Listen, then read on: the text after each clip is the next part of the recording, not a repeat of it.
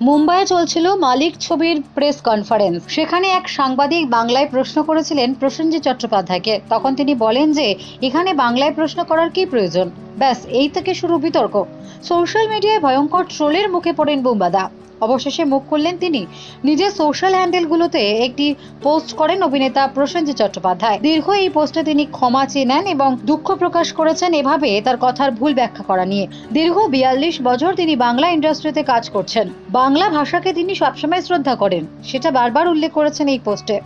অভিনেতা দাবি করেছেন যে মুম্বাইয়ে হিন্দি ছবির প্রমোশনে উপস্থিত মালিক ছবির কলাকুশলীরা প্রথম থেকে ইংরেজিতে কথা বলছিলেন। যেহেতু এই ছবিটি হিন্দিতে এবং গোটা দেশের দর্শকদের জন্য তৈরি, তাই এর জন্য প্রশ্নের উত্তরে হিন্দি বা ইংরেজি ভাষাতে কথা বলতে চেয়েছিলেন প্রসেনজিৎ চট্টোপাধ্যায়। তিনি কোনোভাবে বাংলা ভাষাকে ছোট করতে চাননি। এইভাবেই আত্মপক্ষ সমর্থনে পোস্ট করেন অভিনেতা। Bureau report, Durnibar Bangla news.